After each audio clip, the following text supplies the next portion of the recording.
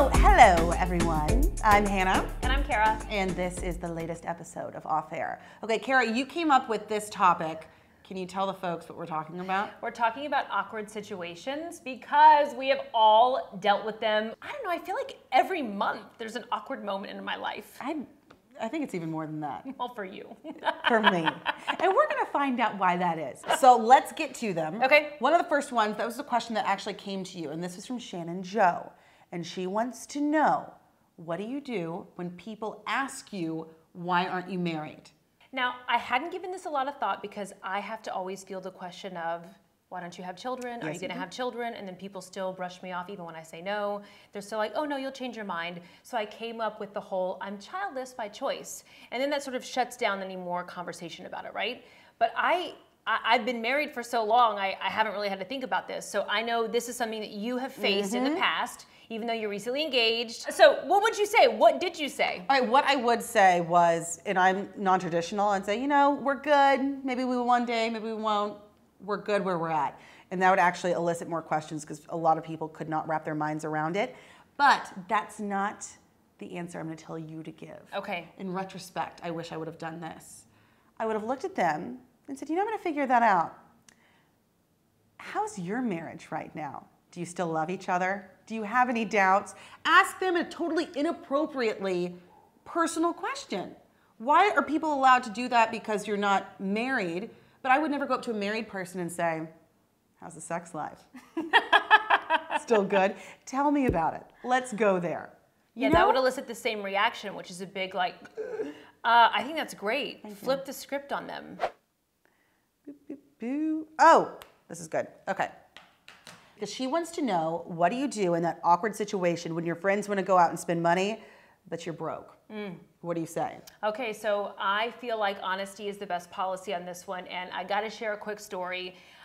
There was a time when I was a bridesmaid years ago, and it was a destination wedding. I was a new reporter, didn't have a lot of money, and this was tough because the wedding was in Mexico. I would not have been able to afford to go, and I had to literally say to her, as a bridesmaid, she had made mention of they were gonna pay for some things, meals, stuff like that, rehearsal dinner, yada, yada.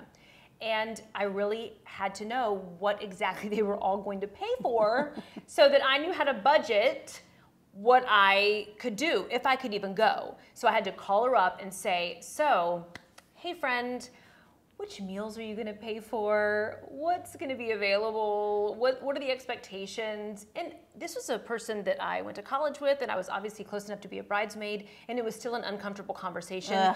But because you have that honesty at the front, then I'm not putting myself in a financial bind. She's aware of my financial situation, and then I think a lot of times people think their friend might say something or speak up, and most of the time we're too embarrassed to ever do that. Exactly. So because of that honesty, I felt like then I didn't get my credit card declined when I was there, and I was actually able to afford to go. So I think it's a conversation that you have to have at least with one of your friends, honesty, and say, listen, right now my financial situation is tight. Can we rethink the places we're going to eat, or perhaps how this check split? Be honest and communicate. Be direct so that you are not sweating bullets when the check comes. I love it. My answer is find some broke friends. Yeah. You think friends need to all be in the same financial situation? Yeah. Like some good Coors Light, you know. I like a Coors Light. Be friends with Kara. Be friends with Kara. Lots of you sending us stories about you sent the wrong email or the wrong text to the wrong person. One of our followers said sending a text about the boss to the boss. And then another follower, Miss Pollard, wrote, when I was in college, I was dating the slime ball, and I was sending a text to my best friend about him and accidentally sent it to him. He's with another girl, I just know it, is what she wrote. And he writes back, what? And I just said, LOL, oops. He's with another girl, I know it. Okay, well, obviously, why are you with him? You wouldn't be good at sneaking around because obviously you can't send, you know, covert text, but that's a good thing. You don't want to sneak around. Okay, so my advice for this one is that if you are ever sending an email that is talking mess about anyone in any sort of way, you need to make sure that you do not put any sort of email address in that at all until you are done and you have edited the entire email. So, I mean, don't put their email address in there. Or a text message. So you write it out and then you write who it's going to. Then you write who it's going to. Kara, And then you check it 84 times before you send it. 84. At least. Where were you a couple of years ago? Because I get it, folks. This is bad. Yes, this is so bad. This is make me sweat just thinking about it. Okay, at a former job, I was looking for another job while I was there. It was time to spread my wings and go to another TV station. Well, I didn't have anything lined up. The current boss is asking me, are you going to stay? Are you going to go? You have contracts that end. I didn't want to say I'm definitely going because if I didn't find something, I do need a backup. Well, I sent an email to my agent telling her, I told him I might stay. He totally bought it. God, this is so bad. And then somehow I copied and pasted that text to that email and sent it to not my boss, to the entire newsroom. Was your agent on the email at all? No, Okay. she wasn't. Okay. Not at all. Why are you copying and pasting an email? I don't know. What are you doing? I don't know. I immediately drove back to the station. I went right into the news director's office. I think I saw steam coming from his ears. I straight up apologized. I relied on pity. Deal with it, own it, don't try and deny it. You're caught. Trying to deny it is just sad. The theme here is being direct and being honest. Yes. And I think that actually gets you out of a lot of situations to begin with, a lot of awkward situations. Yes. That one? Yes. Yes. Oh, okay. Yes, yes. Okay. So this is from Miss Felicia Bolton. And this one really made me cringe. But then Kara said she can relate. Here's the question, or here's the awkward sitch, okay? So her awkward situation is when you're the only one in the relationship that says, I love you, because you said it first. And then crickets. And I was like, yikes, who's been through that? What an idiot. And then this one right here. Whoops. So it's awkward when you say something like that and then you find out. So first off, my advice is never say I love you first. Really? Yes. Yeah, maybe the guy, I feel sorry for guys that have to put themselves out there. True, Yeah. but I feel like, I'm sorry if this sounds sexist, but I feel like as the woman, once you've done that, you've given him all of your hand. And like, I wouldn't go back and do it again. So here's the thing. We had been dating for like 6 months, seriously. We were about to go on a trip together, That's real. And That's I really serious. thought we were headed in that direction. And I just could not say it anymore. You know, so I was living boldly. I was living my best life before best life was even a thing, right? You were living your best life, loving a man that didn't love you. Well, you put it that way. Yeah. So I said, I love you. And he said, I don't think that I can ever feel that way again about somebody. Burn. So what's your advice? So my advice is don't ever say I love you first. But what if that's good, that's preventative, but what if you're in the situation? I think if you're in the situation, if you've said it already and you've said it once and you're not getting that response back, I think that you pretend you never said it and you never say it again until that person says it. I think initially though, just let it simmer for a second. Just a second and see what happens. Maybe he needs to think on it. Yeah. Or she needs to think on it. Or you could just like stab their tire. I mean, when you leave. You're definitely not gonna work the situation out in that way. But somebody told me this happened to them.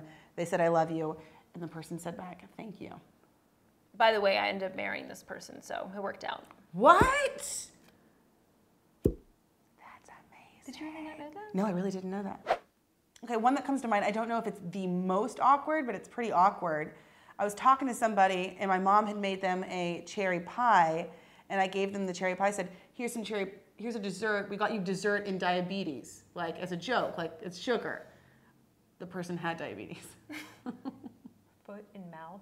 I can piggyback on that. Okay. I remember talking about names once with a group of friends, and I said, oh man, I just hate the name Barbara. And I don't know why I said this. This was years ago, and I just went off on why I didn't like the name Barbara. Like, who would name their kid Barbara? Like, it's really nothing against the Barbaras out there, right? And my really good friend, and I just totally spaced, goes, my mom's name is Barbara.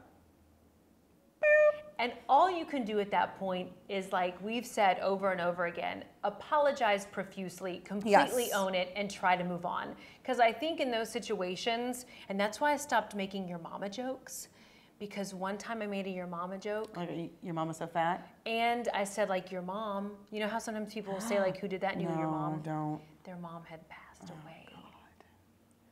I just started sweating. That's what I do in awkward.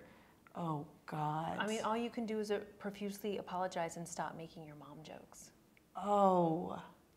It's so bad. Oh, and you just want to get out of there. Yeah, so you really do have to apologize. I think people who don't own it and step up to it, that's when you make the awkward linger.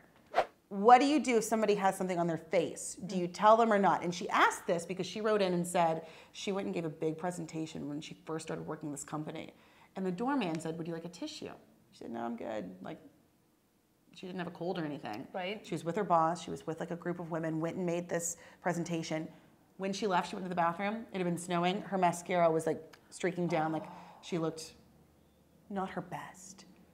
So that doorman was really being very helpful, but could have been more helpful and said, no, you really want this tissue. You want this. But come on, like the people at Nowhere should have said something. That is true. Do you tell people? I do. What if you don't really know them and they've got spinach in their teeth? I do as well, yeah. I find, when I started doing that, it wasn't until recently. And I think it was because someone who I didn't know said something to me about something in my teeth. And it was someone I didn't know who had said it. And I felt so mortified at the time. But it really dawned on me that this person was doing me a huge favor and I appreciated it.